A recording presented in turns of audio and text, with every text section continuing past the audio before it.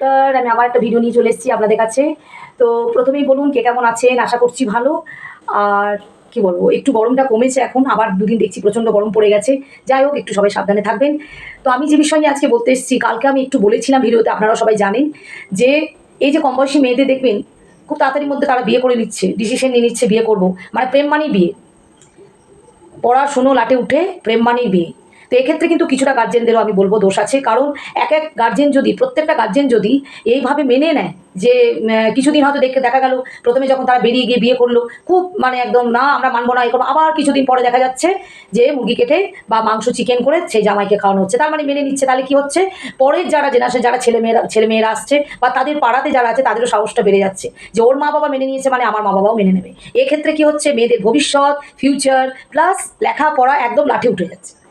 এখন ক্লাস 9-এর ছেলে মেয়ে, ক্লাস 9-এ মেয়েরা যারা পড়াশুনোর মধ্যে আছে, স্কুল থেকে বেরিয়ে বিয়ে করে নিচ্ছে, টিউশন থেকে গিয়ে বেরিয়ে বিয়ে করে নিচ্ছে। ওরা বিয়ের কী বোঝে বলুন তো? ওরা বিয়ের কী বোঝে? কিছু বোঝে ওরা? বিয়ে না বিয়ে, মানে 5 টাকা সিঁদুর রেডি, বামুন রেডি, মন্দির রেডি, চলে যাচ্ছে, বিয়ে করে নিচ্ছে। কি না করে এসছে, একদম বিরাট একটা দেশ জয় করে এসছে, না বিয়ে করেছে। তাহলে ওরা বিয়ের কী বোঝে বলুন? তাই আমি বলবো প্রত্যেক গার্জেন দিকে আপনারা সচেতন থাকুন এবং জিনিসটা একটু গুরুত্ব দিন। এইভাবে চলতে থাকলে কিন্তু সত্যি প্রত্যেক ছেলে মেয়েদের ফিউচার ভীষণ নষ্ট হয়ে যাচ্ছে এবং খুব বাচ্চা বয়সে তারা একটা ভুল সিদ্ধান্ত নিয়ে ফেলছে। তাতে কি হচ্ছে, তাদের লেখাপড়াটা একদম লাঠি উঠে যাচ্ছে।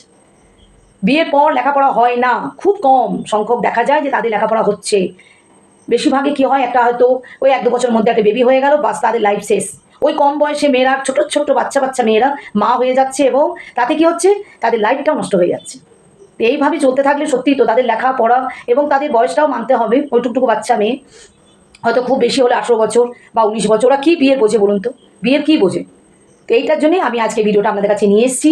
তো প্রত্যেক গার্জেনদিকে আমি বলবো যে আপনারা প্লিজ প্লিজ একটু সচেতন থাকুন এবং ছেলে মেয়েদের প্রতি একটু নজর রাখুন, যাতে ওদের গতিবিধিগুলো আপনারা বুঝতে পারেন। আজকে এটুকুই, টাটা, সকলেই ভালো থাকুন। আমি আবার পরের ভিডিও নিয়ে আপনাদের কাছে ফিরে আসছি।